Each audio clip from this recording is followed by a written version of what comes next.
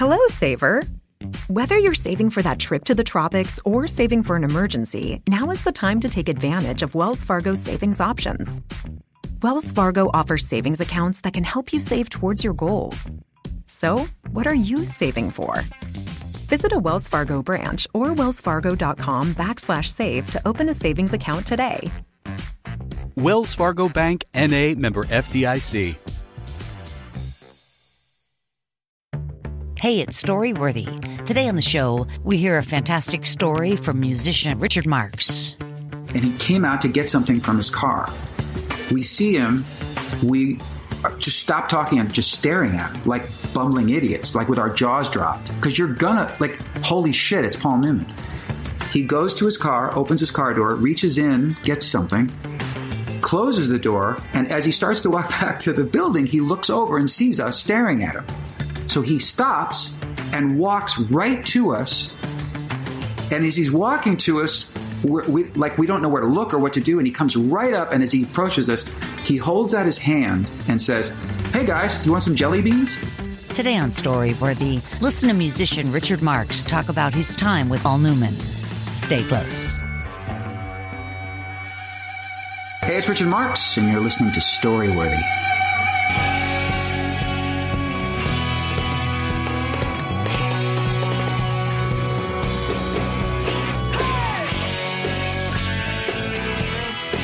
Welcome to Storyworthy. My name is Christine Blackburn, and I'm coming to you from Los Angeles, California. If you're a longtime fan of the show of almost 13 years or a new listener, welcome to Storyworthy.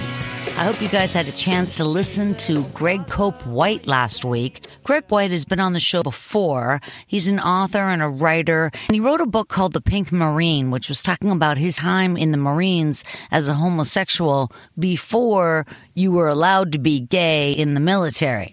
Anyway, check this out. Greg's book, The Pink Marine, is now being turned into a series on Netflix.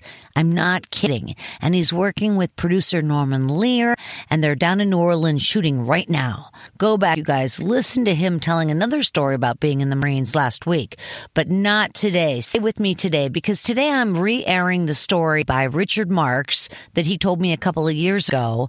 And the story is about him running into Paul Newman time and time again. So it's really entertaining. But anyway, I know you guys are going to love this story. If you didn't hear it the first time, I'm re-airing the entire thing, including our conversation, because I really think we had a good conversation. That's right, me and Richard Marx. And I know you guys are going to enjoy it. And before you hear that story, I wanted to remind you to check out my other show, My Life in 3 Songs. It's exclusively on Spotify because we listen to the music, and I don't steal music. So go to mylifein3songs.com. You'll find out more about the show. And, you know, I have been doing the show now for at least like 6 months, and there's over 20 episodes up. So please check it out on Spotify. Just download the app for free and listen. You're going to love it. All right, you guys, enjoy this episode with me and Richard Marx. I'm here with singer-songwriter and author Richard Marx, and he's talking about the time he met Paul Newman. And I got to tell you, man, Paul Newman, Butch Cassidy, Yep. get out of here. I mean, Butch Cassidy, The Sting, Cool Hand Luke, The Hustler, you name it. Yeah, so good. And for some reason, specifically Butch Cassidy, I think for me, it was about like my childhood, and my father loved that movie. Everybody, we all love that movie. And the Raindrops Keep Falling on Your Head song. Burt Bacharach song. Oh, so beautiful, right? Yep. So I am excited to hear about your story about meeting Paul Newman, for goodness sake. But before we get to that, I definitely want to talk about your new book, Stories to Tell. It is a memoir. And, it's just so fun. I'm really happy for you. Thank you. These stories involve, it's really incredulous the amount of time you have been making music. I know, and I'm only 30. And that, no, but it's just such a body of work. And then the fact that you're an only child, I find that interesting. Yeah, well, I mean, I think that the fact that I'm an only child, I mean, certainly there are exceptions to this rule, but I found that it's probably one of the main things that made me not want to be in a band. I love having a band. I love working with other musicians. I love collaborating. But I never wanted to be the singer in a band. I wanted to be an artist, a solo artist. I was asked to join bands throughout my career. Early in my, right before I got a record deal, I was even asked to audition for Chicago when Peter Cetera left. Oh my God. And I knew their catalog, and I knew the guys in Chicago. I knew Peter. I was young. I was only 21, 22. And I didn't even audition because as much as I thought, that was a really wonderful opportunity to at least audition, I knew I didn't want the job. I didn't want to be in a band. I'm an only child. I don't play well with others. That is unbelievable. That's actually not true. I make a joke about that. I do play well with others. I love collaborating. No, I know you do. You collaborate constantly and with all of the biggest people in the world. Barbra Streisand, are you kidding me? Lionel Richie and Luther Vandross and all of these people. But wait a second. How? Oh my gosh. This is only blowing my mind so much because I've seen the Chicago documentary 3 times. Yeah. Have you watched it? Yeah, I saw it once. It's so good. Yeah, it's really good. And the whole story with Terry Kath and what happened to him, and then the whole Peter Cetera fiasco, and in the documentary they kind of don't show him in a great light. So it's no wonder he didn't participate in that documentary. Right. Also, I know Peter a little bit. I know Robert Lamb very well. I've known him for a long time, and I really love Robert Lamb. And he wrote. Peter wrote some of the classic Chicago songs, but so did Robert, especially in the early days, 25 or 6 to 4 and Saturday in the Park. And does anybody really know what time it is? And Robert's a really wonderful writer and a really great friend and great guy. But I also am friendly with Peter. And I think Peter Cetera might have the single most distinctive singing voice I've ever heard. Yeah. He's a great singer, technically. Sure. But if you name someone that you think is a unique sounding singer, Joe Cocker was unique. But there are guys who are sort of in that, that sort of have, Rod Stewart could be put in that category, even Bryan Adams a little bit. Sometimes when I'm singing rock songs, my voice is really raspy. Yeah. But Peter Cetera, there's no one that sounds remotely like Peter Cetera. Yeah. Whether you like it or not, he's so unique. And he really was a front man. He was such a front man. He really probably, who knows? But an amazing musician as well. And you have collaborated, like you said, with so many people. And so, I want to go back to as a single child, because I have one daughter, only one, and she's 14, and she's very much into her YouTube channels and also performing by herself. She's a big fan of Bo Burnham right now. Burnham. Did you see that guy's special? Yeah, really funny. Impressive, huh? Yeah. And I was just thinking about, because I'm from a family of 6, a big family. So dealing from just one, it's good to know that they can turn out so successful, like you, Richard Marx. And your father wrote jingles when you were little, and you would kind of sing background and stuff. So you were around music. Oh, yeah. I grew up in a musical household. And not just a musical household, but both my parents were professionally in the music business, not in the record business, right? But making music professionally every day, day in and day out. I grew up in a recording studio, That's awesome. That's exciting. Yeah. It was so great. I still remember the smells of, because a lot of times my dad would use members of the Chicago Symphony. There would be these huge orchestra dates for these, especially when he would do, in addition to jingles, sometimes he would do what they call sales films, like promotional films for like Oldsmobile. Sure. And there would be 15 or 20 minutes of music that would be all orchestrated with a full symphony. And I just remember the smells of the instruments and the cases and just the buzz when all these musicians would be in the room. And then I would be sitting there as a little boy and then hearing that music come through the speakers and knowing that my father created it. There was no question that I was hooked from the time I was old enough to even understand what was happening. I mean, it's like an education that you can't get unless you're right there. Because I'm sure you were able to discern the instruments one from another. Eventually, yeah. I mean, at first it just, I'm a little kid. I didn't really get it. I just thought it was thrilling. I try to, when we listen to music in the car, I try to tell my daughter, like, do you hear the bass? Or do you hear I try to get her to isolate things so she hears. Okay, so I'm looking at the book, and there's a couple of things I wanted to talk to you about before we get to your story about Paul Newman. But real quickly, here in the book, in the very front, you talk about when you go to see you live in concert, when you hear the songs playing before you come out, you choose them. But who doesn't? Like, how... Are there musicians that don't choose their pre-music? Oh, yeah.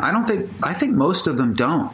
Oh, God. They either just let somebody else create a playlist, or they just, sometimes the music is, a satellite radio, or, I don't know that there are a lot of artists that take the time to do that or really care about that, but I really care about it. I care about that so much. Oh my gosh, you're setting the tone. You're setting the whole goddamn thing. Yeah. Seriously, I never occurred to me that they didn't select their own playlists. Over the years, I've heard a lot of Beatles before shows, and maybe that's just because they figure, everybody likes the Beatles or something. Yeah. I mean, I don't know. You can't go wrong, but I get excited about every tour for a lot of reasons. But one of the really nerdy things that I do before every tour is make a new playlist for the walk-in music. Dude, I have a playlist for every season, summer 2021, summer, fall, and that's what I'm listening to then. I am so attuned to making sure that the vibe in the room starts at the very bottom, and that's the music, and then the lighting, and then the heat and cool. Sure, it's a whole experience. Yeah. But how many times have you been somewhere in a setting like that, and you've heard a song and you go, what is this song? I don't know this song, but I love this song. And now you can Shazam it so you can know what it is if it's loud enough. Yeah, that's amazing. And so what I try to do with each tour is I create a playlist of mostly my friends, people who I am friendly with, who have, whether it's new music or whatever, but songs that I really love that you probably have never heard on the radio. And so I see people, sometimes I peek out and look at the audience, and I see people like looking up and listening and bopping their heads or whatever. And I think, okay, well, maybe they're going to go download that song or give my friend, an eighth of a cent. Absolutely. Absolutely. That's what it's all about, supporting each other. And I'm sure they do the same for you in other Probably settings. Not, but I don't care. I do it for them. Yeah. But I bet they're reading your book. I'll bet you that. All right. Here's something I picked up in your book. You used to live right up the street from where I live right now. I live in Los Feliz. Yeah. And you lived on Vermont Avenue, and you talk about having, the traffic up to the Greek Theater. You have to turn your car around and go up, and it could take some time. Like, you couldn't even get home sometimes if you were out because there's a concert up the street, and you can't get your house. Oh, my God. So the year before I got my record deal, I bought that house. It was my first house. And for a year and a half, every time there would be a concert at the Greek, I would pitch a fit. And I'd be like, God damn it, now I can't. I write about this in the book. There were times when I would have a dinner date and I would just look outside and I'd call and go, fuck it, I can't make it. It's going to be an hour for me to even just turn around on my fucking street. And I got so pissed off and I would bitch about it. Well, 2 years later, I'm headlining the Greek Theater. Oh, my God. And I was I just thought it was so hilarious. And I told that story on stage that night. And I said, so if any of you are locals, I'm sorry. Yeah. I apologize. Yeah. I feel your pain. Richard, was that one of the more remarkable nights of your life? Truly. Like, you left your house. Did you walk up the street? I couldn't walk up. It was too far up. But I left, like 2 minutes before the gig. That must have been. And I had a police escort to get up there. And, wow. Yeah, that was up there. That was maybe second only to the first time I played a place outside of Chicago called Poplar Creek, which is long gone. But it was a similar kind of semi-outdoor venue like the Greek Theater, but in a suburb of Chicago. And it's where I grew up going to concerts. Mm-hmm. And then I was playing on that stage. I played it a couple times, but the first time I played there... It's unbelievable. I just kept looking around. Yeah. And by that point, I had, I'd seen the view from the stage, but that view, I'd never been on that stage. And looking out, and I would think about all the time, like, I would look around the audience, the empty, at soundcheck, I was looking out there and thinking, I sat there once, I sat there once, I sat over there, I sat up on the lawn once. Forget it. It's pretty exciting. Pretty By the amazing. way, that house on Vermont, if you still owned it, I don't even know what house it is, but I guarantee you it's north of $3 million. Oh, I know. I mean, forget it. I'll tell you what I paid for it. Oh, I don't know if I'm going to guess $350. $295. Now, mind you, stop it. I paid $295 and sold it 2 years later, 2.5 years later, for $450. Oh my God. So I thought I was kicking ass at the time, and this was in 1986. Sure. 86 or 87.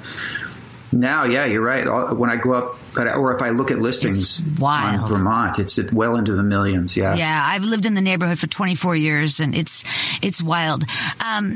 Do you remember Neil Diamond live at the Greek?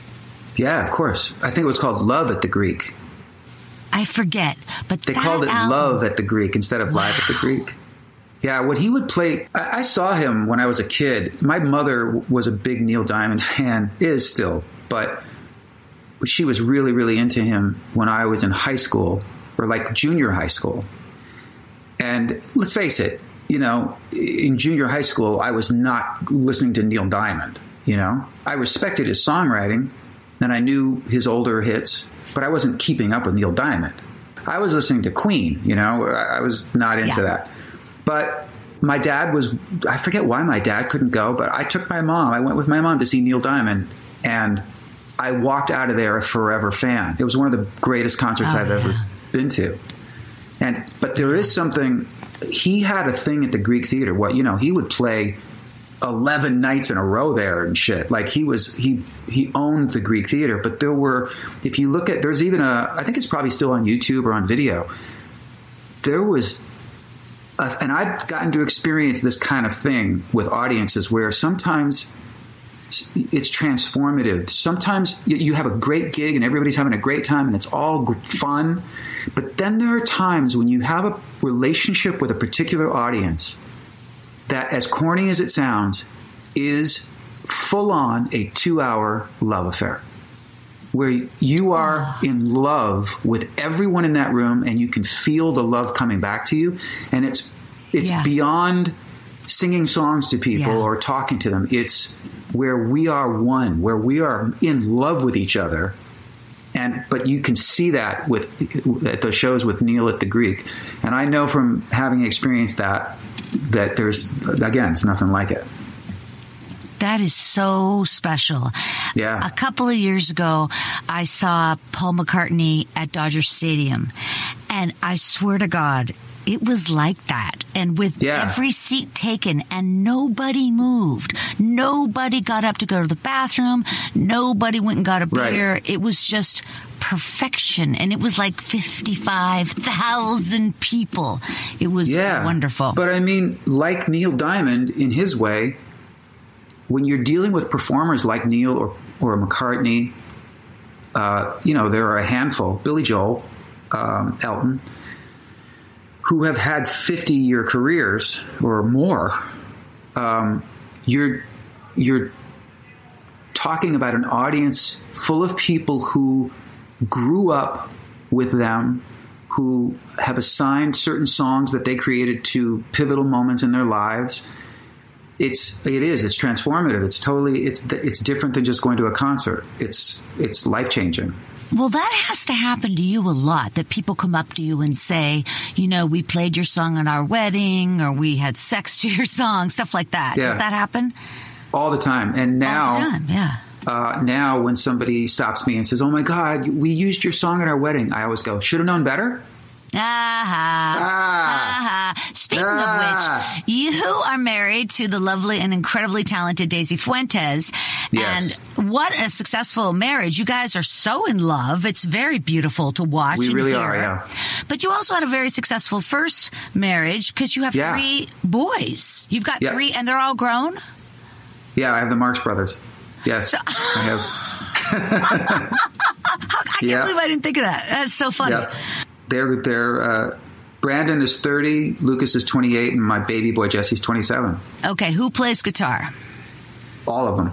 Yes. Isn't They that all play. great? They all play piano. They all play guitar. They all write songs. They all sing their asses off. They all are putting music out and have been putting music out here and there.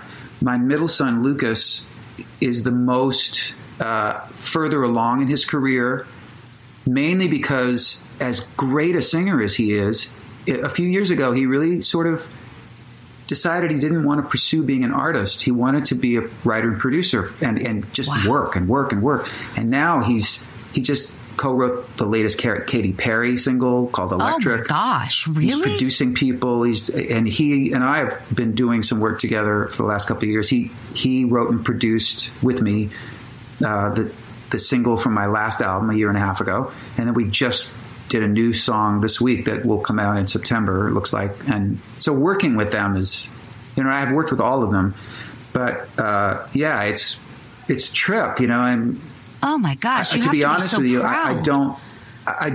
I'm very proud of them. There has always been a part of me in the last few years that kind of wouldn't have been bummed out if they had gone into another profession, only because the music business is so fucking hard, and it's never been harder to make a living at it unless you have a catalog of songs, you have a fan base. Mm-hmm. But this is their passion, and I'm so proud. I'm really, all nepotism aside, I'm so impressed and proud of what they do. Well, you're repeating what your father did for you. Yeah, I think so. I think, especially, my kids grew up not only being in the studio with me, but going on the road with me and like standing in the wings and watching thousands of people adore their dad. That's of course what I was thinking. I was picturing, what is it like for those kids to be backstage and look out? I mean, my daughter they love it. would be floored. No, they love it. And now I have that. I've just had that experience with my granddaughter. I have a 12-year-old granddaughter. Oh, how sweet. And the summer before COVID, I played near where she lives, and she came and hung out with me. And when I was on stage, Daisy took her to the side of the stage and let her peer around the wall to see the audience. And everybody was up and dancing and holding up signs and laughing and smiling. And I was rocking out with the band. And I looked over, her name is Maddie. And Maddie just had the biggest grin on her face. And she's now, she's a dancer, and she's making up songs. And I think she's going to be in show business too. That's so exciting. It must be nice to have some female blood around the boys. Finally. Okay, another real quick comment is your mention of the Peter Gabriel album, So. Yeah. That album was also, I'm not a musician, but I play some instruments, but that album was pivotal. Am I right? Yeah. Well, especially to most of the musicians I know who, whenever that comes up, I have yet to meet a musician I respect anyway, who hasn't said, it's one of the greatest albums of all time, or it meant the world to me, or, it affected me and so many other musicians, as well as the public. For sure, because it wasn't just like Sledgehammer. Yeah, and it wasn't just In Your Eyes. It was like, Don't Give Up.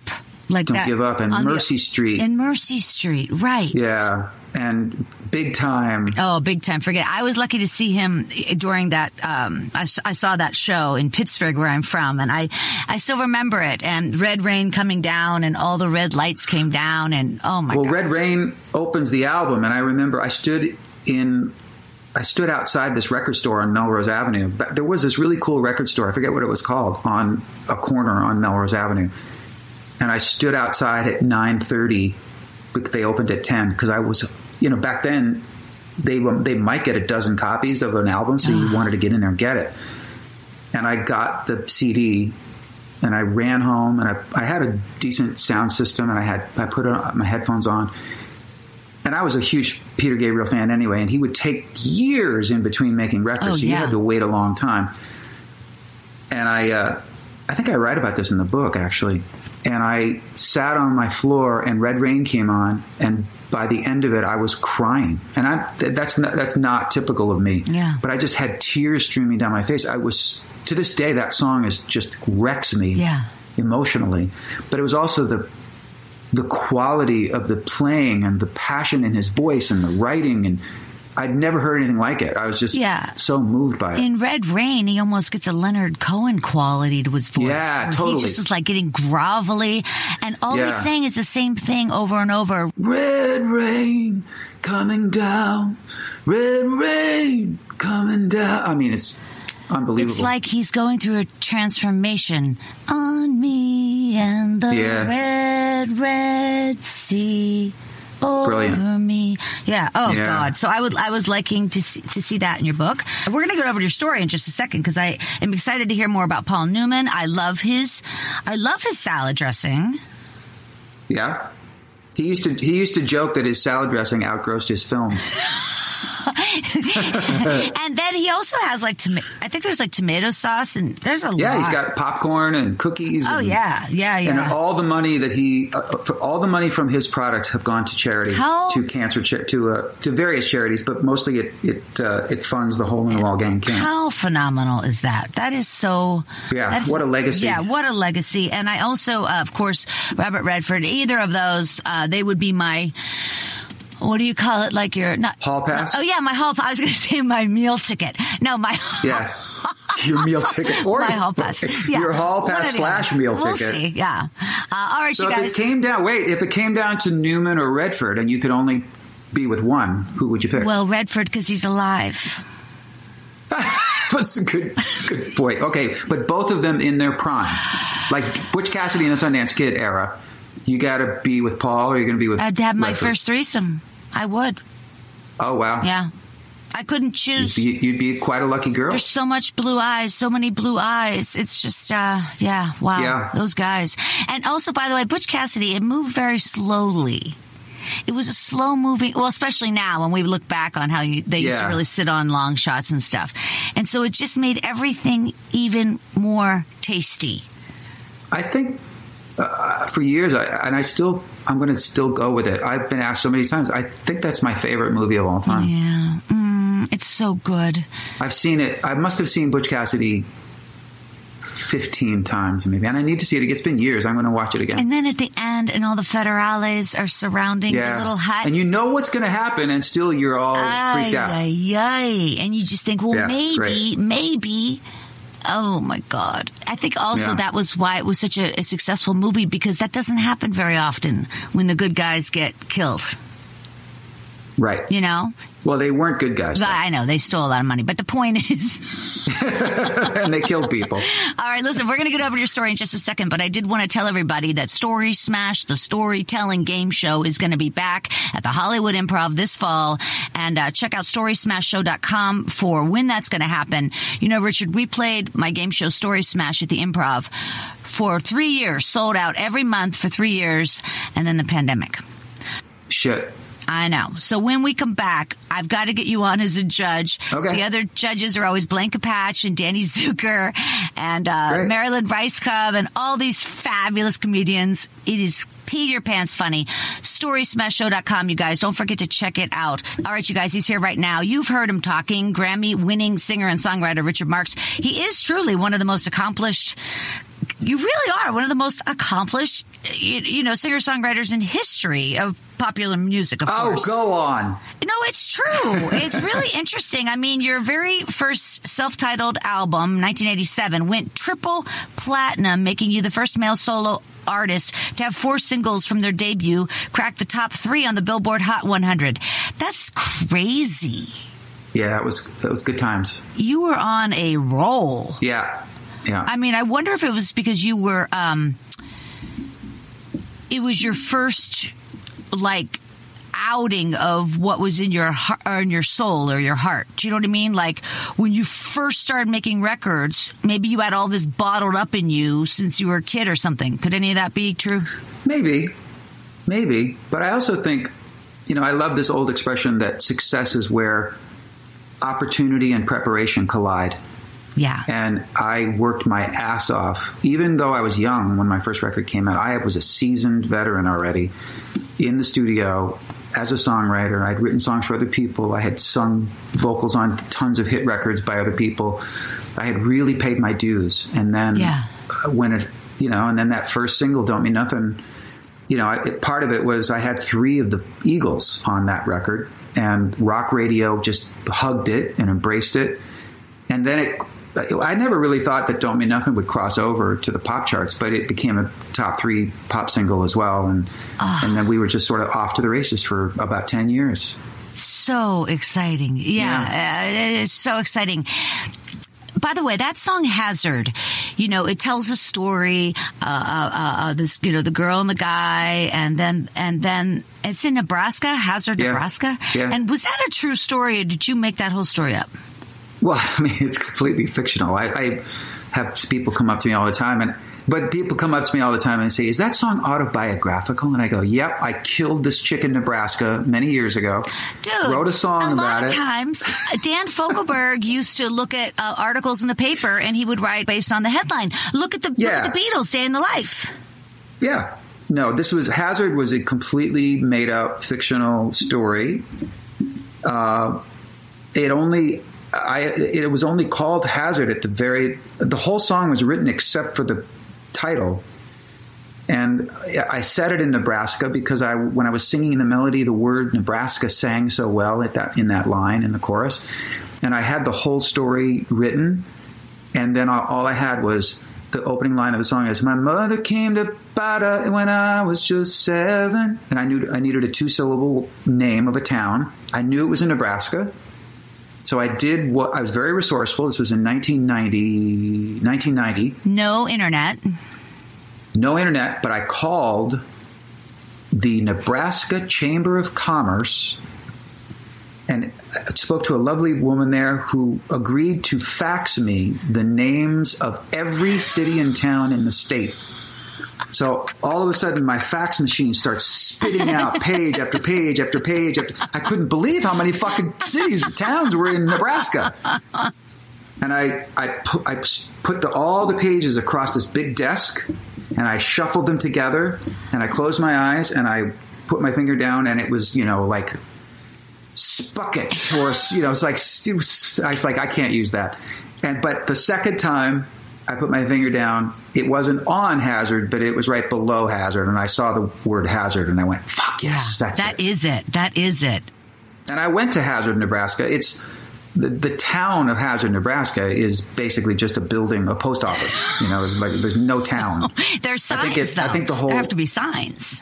There's signs. So I've got a picture in front of the Hazard sign, which is pretty awesome. Yeah, very funny. Very funny. Okay, a couple more things and we're going with the story. One more thing. Yeah. I've listened to you and Daisy on your wonderful podcast, Tequila Talk, which is really fun because you guys, you drink tequila and you chat. It's fun. Yeah. I also cannot roll my R's. Thank you. And Daisy makes it, of course, she's Cuban. Yes, we know it's easy for Cuban. her. And I'm like, well, I mean, in fairness, of course, every Latin person can roll their R's, but my mother rolls her R's like she's Cuban, and a bunch of my friends. Yeah, my daughter can. The thing is annoying. Yeah, okay, it's just a thing that look, we're in the minority. Most people can roll their R's, and it's not like they were taught to roll their R's. They just. I can't do it. I'm not going to even try. I can't do it. So when somebody says, like when Daisy looks at me and she'll say my name, Ricardo, but with the really long Ricardo, right? And I go, fuck, I wish I could do that. And she'll go do it. And she'll just go, and she'll just roll her R's at me as if that's going to fucking help me learn how to roll my R's. Everybody does that to me. I know. I can't do that either. But she does it beautifully. Yeah, and let me tell you, I read in the book that you used to play racquetball, and I was wondering then how do you not play pickleball? I know that you said Daisy plays some pickleball, but that's like the funnest sport in the whole world, pickleball. I just haven't. I'm not against it. You're going to love it. I just haven't yet. Yeah, everybody says I'm going to love it. It's like old man tennis, but it's fast and fun. Well, I play tennis every week, but I want to get into pickleball. Yeah, I play both as well. It's a little hard adjusting because pickleball, the ball, of course, is flat, basically. Right. It's more like, it's dead. Yeah, it's more like whatever. And then also, you hit it as hard as you think you're hitting it, and it doesn't go like a tennis racket. So it gets a little... It doesn't sound fun to me the way you describe it, but I'm going to try it. You know what I think I like about it is it's a community sport, right? Because you got the size of a tennis court with 4 sets of 4 playing on one tennis court. So there's 16 people able to play at the same time. Yeah, social. Yeah, and then everybody kind of like round robins because the games only last like 12 or 15 minutes. Right. Anyway, all right. Listen, you guys, find Richard over on Twitter where you are amazing and truthful and to the point. And I just texted Pierce Morgan this morning yelling at him for you. Thank you. I know he blocked you. He did. He's a chicken shit. He's an asshole and a chicken shit and a misogynist and a racist and a prick. All of those things. You can quote me on that. It's true. No, it's true. And so I'm doing my part. I'm retweeting when you want to tell him something. I'll be your go through. I appreciate that. And then he'll block me too. But for now, it's all right. Yeah. All right, you guys. Yeah, find Richard over there at Richard Marx. All right, you guys, wherever you are, put your hands together for the very talented Richard Marx. Okay. It's actually 2 stories in one. It was 1990, and I had just not only ended a 15-month-long world tour, but a month prior to this story, my first son, Brandon, was born. So I'm home. I was living in L.A., and I had not been home for any length of time in a long, long time. So I was kind of catching up with friends and just sort of reacclimating to life off the road. I was getting ready to start a new album, my 3rd album. And I was pals with a wonderful recording engineer to this day named David Cole. David and I had worked together on my first couple albums, and we were pals. And I hadn't seen him much at all because I'd been touring nonstop for a few years. So he was working on a project at a studio that's no longer there called Lion Share Recording, which was owned by Kenny Rogers. And that's where so many huge records were made. Rod Stewart, Barbra Streisand, David Lee Roth. I mean, everybody worked there. And I recorded there as well. So my friend David was there doing something and said, hey, I'm going to have a break for an hour or so tomorrow. Do you want to come by and catch up? So I said, yeah, I'll bring some food and we'll just kind of hang out. So we're catching up. I spent some time with him. He walked me out into the parking lot of the studio to say goodbye. And we're standing by my car talking, about to say goodbye, when we notice a lone figure exit the building and walk to a car. And this guy was like maybe 50 feet away from us. But we both turned because, we noticed somebody coming into the parking lot. And then we realized it was Paul Newman. Now, I don't care who you are. You're going to fucking stare at Paul Newman. He was in the recording studio? He was in the building. There were some offices downstairs below the studios. So he was having a meeting in there, apparently. And he came out to get something from his car. We see him. We just stop talking and just staring at him like bumbling idiots, like with our jaws dropped. Because you're gonna, holy shit, it's Paul Newman. Yeah. He goes to his car, opens his car door, reaches in, gets something, closes the door, and as he starts to walk back to the building, he looks over and sees us staring at him. So he stops and walks right to us. And as he's walking to us, we don't know where to look or what to do, and he comes right up, and as he approaches us, he holds out his hand and says, "Hey guys, you want some jelly beans?" He had gone out to get a handful of jelly beans from his car because he loves jelly beans, and I just go, "Hell yeah, absolutely! I would like some jelly beans." He hands me some jelly beans, hands some to David, and then says, I swear to God, he goes, "Hey, I'm Paul. How are you guys doing? What's your name?" I go, my name's Richard. This is my friend David. He goes, "Oh, what are you guys doing? Are you guys working in the studio?" He's just chatting with us. Oh. And he's so sweet and cool and and the most handsome person you've ever seen in your life, you know? And so we're talking, just shooting the shit for a minute. And I see this other guy come out of the building. I think he came out to see where Paul was. The guy comes over seeing us talking. And as he comes up behind Paul, he sees me and says, Paul, holy shit. This is the guy I was just telling you about a half an hour ago. Now I'm confused. And Paul looks at me and looks at his friend and says, this guy, Richard? And I said, wait, what's going on? This guy introduces himself. I forget what his name was. He said, man, this is so weird. We're having a meeting planning this charity event in 3 weeks for Paul's charity, and we need a headline performer. And I said to Paul, you know, there's this young guy who's like having all these hits, and I think he's really charity minded, because I read that he's really involved with charities. Maybe we could get this guy Richard Marx. And here you are 30 minutes later in the parking lot. Oh my God. So Paul goes, holy shit, man. He goes, it's true. We were just talking about you. And he said, and I said, well, what's the charity thing? And he said, well, it's in 3 weeks. And I said, you don't have to say anymore. I'm in. And he went, well, wait a minute. Don't you want? I said, no. If it's your charity, I'm in town in 3 weeks. Just tell me where to be. I'm happy to do that. And he went, oh man, that's so nice of you. So, you know, we exchanged. You know, I gave the guy my number and said goodbye. And I get home, and my ex-wife Cynthia, she, like you, had always said that was her hall pass. Like, she was obsessed with Paul Newman. So I couldn't wait to get home to tell her that I had just met Paul Newman. Yeah. I'm in the midst of telling her, with her jaw dropped, that I just met Paul Newman, and our phone rings. As I'm telling her about this, I go, hello? Hey, Richard, it's Paul Newman. And I go, and I go like this. I go, hey, Paul. And my ex is going, it's like now her head starts spinning around. She can't believe I'm now on the phone with him. And he says, man, I just wanted to tell you, first of all, it was great to meet you.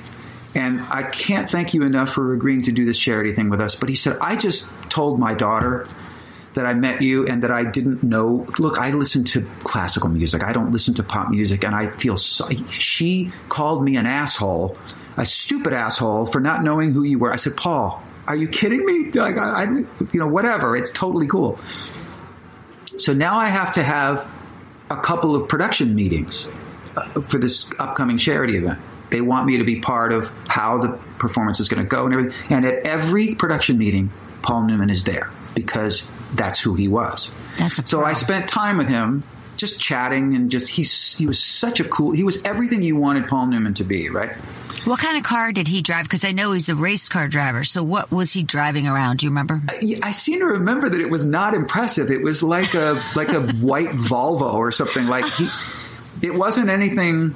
Something conservative. At least that day in the parking lot, you know? Yeah, funny. So I go and do the charity event a few weeks later.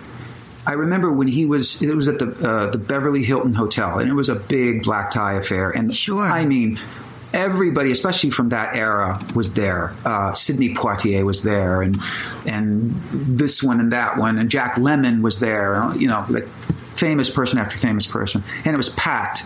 But of course, Paul was the man of the hour, right? My ex and I had gotten there maybe 5 minutes before Paul and Joanne, his wife. So we're in this big crowd of people, and as he walks in, you know, people are surrounding him and Joanne, and as they're trying to make their way through to their table, and he spots me and excuses himself from people and goes over to me because he wants to introduce himself to my ex-wife. Because it just wanted, and I don't think I even told him that she was like in love with him, but he came over and said, hey, you know, Richard's told me so much about you. I just wanted to say hello, and how's the baby? And of course she melted. You know, he was just such a charming gentleman. He remembered you had shown him pictures or something? Yeah, I'd shown him pictures for sure. So, okay. So it was a really amazing thing. And he sent me a beautiful letter, which I have framed in my office to this day. So now 7 years later, I don't have any communication with him. I don't see him or talk to him. 7 years later, my son, who I had mentioned, is now 7 years old, and we're living in Chicago, and we get invited to a Formula One race in Milwaukee, which is about 90 minutes away from where we live. And it was the Newman Haas racing team was part of this race.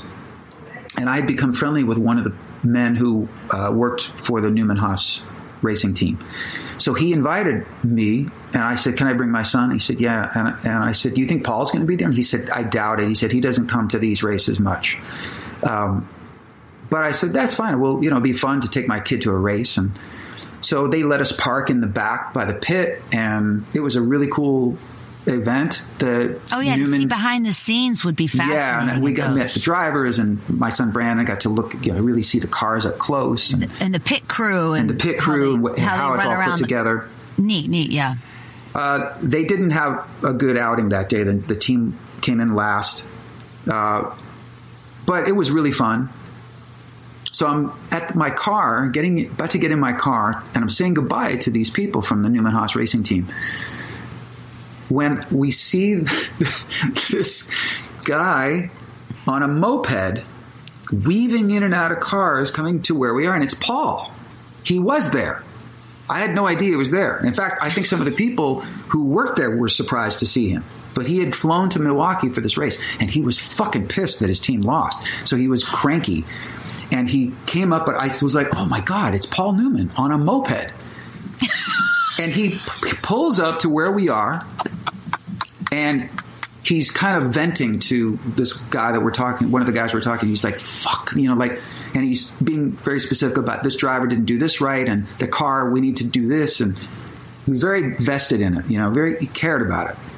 And this guy said, hey, Paul, this is Richard Marx. And Paul looked at me like, wait a minute. And I said, yeah, we did this. He goes, Richard, yeah, how are you, man? And he remembered me from the thing. And I said, oh, it's so good to see you again, man. I'm sorry about your team. And he's like, yeah. He said, sometimes it's good days, bad days. And I said, by the way, this is my son, Brandon. He goes, oh, he was just a baby when I met you, right? I said, yeah. So all my sons were very polite, and he shook his hand and looked him in the eye and said, hello, sir, nice to meet you. And so we chatted for a minute, and I said, it was great to see you. And we wished each other well. And Brandon and I got in my car, and we start backing up to leave. And as soon as we got in the car, I said, Brandon, the guy you just met, that man you just met is a legend. He's not only one of the most accomplished and famous actors of all time, but he's raised hundreds of millions of dollars for charity. He's an icon. And I used words that a 7-year-old would understand, just a superstar, one of the most famous people on the face of the earth. And my son turned around and looked out the back window and went, the old guy on the scooter? No, you didn't. Okay, now here's the. Yes. Wait, why had he come over toward you guys anyway in the lot? Because we were with members of the team that he was going to go and talk to. He was trying to talk to those guys. I just happened to be there at that moment when he pulled up. Sure. All right, now 2 years later, I get a call from Paul Newman's secretary. Would I consider flying to Connecticut to perform at his hole-in-the-wall gang camp in the theater that they had built there? And she said, this invitation is directly from Paul, but he wanted me to tell you that he's not calling you himself only because he fears rejection.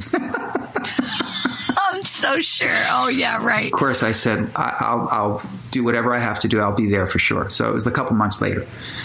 So I went to Connecticut, went to the camp, and was part of this really cool. They did an annual gala every year to raise money for the Hole in the Wall Gang Camp. I've actually done a bunch of stuff for them over the years. And is this for underprivileged children, or who is this for? It's for kids with cancer. Yeah. So Paul decided many years ago to create a camp. It started in Ashford, Connecticut, which is where this one was, but now there are camps all over the world. Hole-in-the-wall gang camps. He wanted to create a place where kids with cancer could go and just be kids. And if there was a kid that was bald from chemo, there were 10 of them. They didn't. Nobody looked weird. Nobody felt uncomfortable. Like they were all going through the same shit, and they could have camaraderie, and they could support each other, and they could just play and do summer camp. Like a normal kid, except that they were ill. Amazing, really amazing. So this particular night, what they had, so I think it was the 7th year in a row, the 7th annual gala. And what they would do is they would have different performers, and then they would close every gala with a scene from a famous Broadway musical. And Paul would always be in that scene, but always in drag. Always in a dress. Really? Yes. So as the character, like if they were in South Pacific, he would be the female lead or something? Or yes. And he would sing, but he would put on a wig, full makeup. How funny. A dress. He would always appear, but always in drag. So people must have lost it, yeah. Oh, God, it was hilarious. It was great. Yeah. So there I am in my dressing room. They had a little dressing room for me backstage, and I was tuning up my guitar because I was about to go on next. And the finale was after my performance. So there's a knock on the dressing room door, and it's Paul by himself. And he says, "Hey, Richard, I'm so sorry to disturb you, but I need to change for this last bit. Can I change in here? Because all the clothes are in here." And I said, "Of course." So he closes the door. He's in there. He's rummaging through a box, going through like skirts and dresses and shit. And I'm tuning the guitar, and I'm looking in the mirror of the dressing room, and I'm watching him behind me. And finally, 10 minutes later, he's now wearing a dress that's open in the front, so he's bare-chested. It's open down to his waist. He's wearing high heels. He's wearing makeup. He's got a wig on that's crooked, and he's wearing like necklaces, pearl necklaces. And he just turns to me and just stood there like, "What do you think?" And I'm sitting in this chair with my guitar, and I looked up at him and I went, "So you were Butch Cassidy, huh?" Oh, my God. And we had a laugh. And so I did my thing. And I did like 3 songs, just me and my guitar, just solo acoustic. And so right before my last song, I don't know what possessed me, but I told the audience the story of the race and what my son said. And I hit that punchline. The old guy in the scooter, and the audience just erupted in laughter. And I looked over in the wings, and there was Paul standing there watching me, and he was laughing so hard. And so I did my last song, got a really nice ovation, and I walked off stage, and Paul was in the wings, and he hugged me and pulled me in close. And I'll never forget this. And as he hugged me, he whispered, "Line of the night, kid." Oh, God. So that was my experience with Paul Newman. I saw him 1 or 2 times after that, but I never knew Paul. We weren't friends or anything like that, but I had 4 or 5 experiences. And what I love to tell people is Paul Newman was exactly who you wanted Paul Newman to be. I love that. I love when they're who you want them to be. Yeah. That's the best. Yeah. Yeah, that's the best. Yeah, no kidding. Wow. What an extraordinary experience for you. And I have to say, I think you were friends because even though if you didn't spend that much, time personally together, the fact that he kept calling you over the years, that's a friend because he knew he could trust you. He knew you'd pay off. He knew you'd show up. You're professional. You know what I mean? Yeah. I think he took a liking to me, in our brief times of hanging out together. I think one of the things I think he felt comfortable because he didn't want to be treated like a superstar. And he just he didn't want to talk about movies. He wanted to talk about cars and life. And so I didn't ever sort of germ him, that expression where I would just sort of like, I just treated him like a guy. And he, I think he felt comfortable around me, which was really nice. And also you're both accomplished and, I think it's a beautiful story. And I have to say, in your new book, Stories to Tell, like you said, published by Simon & Schuster, which is huge. Yeah. You talk about so many professionals, so many incredible people, like we said, Barbra Streisand and on and on and on and on. And what, at the end of the day, we learn as the public, that everybody takes their pants off one leg at a time. Do you know what I mean? Celebrities are just celebrities. They're people. Yes. There's that great Saturday Night Live skit with Christopher Walken, the More Cowbell. Yeah. Where he plays the famous producer Bruce Dickinson. And he says to the band, "Listen, guys, I put my pants on one leg at a time like everyone else, except that once my pants are on, I make platinum records. That's damn funny. All right, one more thing and we're out of here because I know you've got a lot to do. One more thing. In the book, you do talk about how you have always been able to will people toward you. You have had this openness in your life that there's something going on where you manifest it. And what is that? Well, I'm not surprised in the little time we spent together. I'm not surprised that you would pick that out of the book. To me, the two main threads of my book are, I hope, gratitude and this ability to manifest was one word for it. I only started to realize it about 8 or 9 years ago.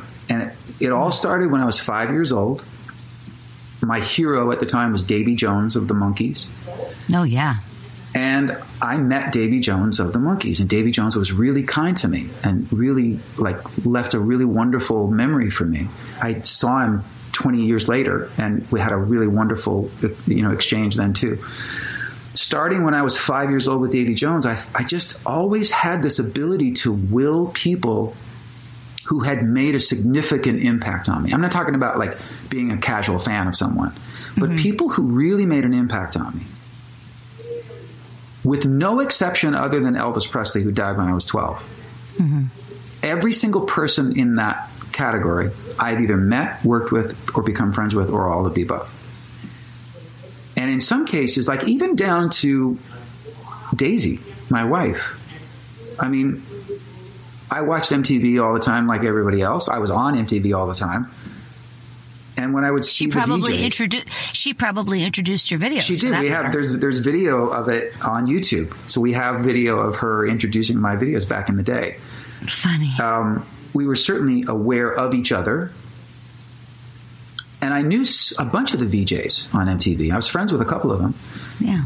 Daisy was the only one I never met back then, but she was the one who I always had this fascination with. Not just because she was so beautiful, but there was always something about her. I remember thinking, I bet she's cool. I bet I would really love hanging out with her. Now, I was married at the time. She's smart. And smart, super smart. Street smartness, and sarcastic and, sardonic as the day is long. It wasn't like, I want to get with her. It wasn't that. I was married, happily married at the time, and it's interesting that of all the people back then, I was fascinated by her. And then when I became single for the first time, really in my adult life, I met her immediately. Really? Yeah.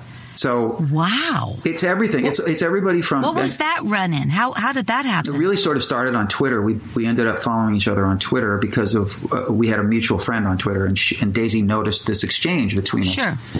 And so she weighed in on it, and I was like, "Oh wow, Daisy Fuentes." So we met because of Twitter. Wow. But that's cool. Yeah, I can't think of an exception. Peter Gabriel. I only met Peter Gabriel once, but I met him, a year or right in the beginning of when I was making my first album. So I hadn't had any success as an artist, but I met him very briefly. And again, he was everything I wanted him to be in that moment. He gave me the opportunity to just thank him for the music that he made. And he was so gracious and kind to me. But right up to, when I was in high school, my favorite singer in the world was Kenny Loggins. I studied every nuance of every note Kenny Loggins ever sang. And Kenny Loggins and I are really close friends and have sung together and written together. And I've produced him. And this is just one of countless examples of these people who have made a real impact on me, who have become part of my life. I've just had this ability to will people into my path somehow, and I'm grateful for it. That's really, really great. And you know what? You've impacted so many people's lives. So, it really does go both ways. That's very sweet. Thank you. Hey, thank you again so much for coming on. Really, you guys, check out Stories to Tell, Richard Marx' brand new book out. It is really good, entertaining as hell, and I really appreciate your time. Thank you, Christine. It was really fun. And let's hang. I want to do the in-person book stuff with you. Yeah, I'm going to definitely figure that out for you. I'll help you with that. All right, you guys, one more time on behalf of the very talented Richard Marx, my name is Christine Blackburn saying, make it a story-worthy week.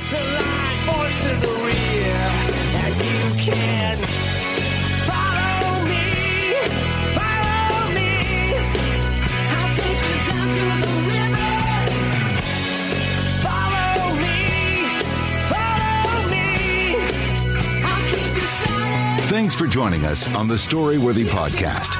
We'll be back next week with all new stories. Subscribe to Storyworthy on iTunes and visit the Storyworthy website at storyworthypodcast.com.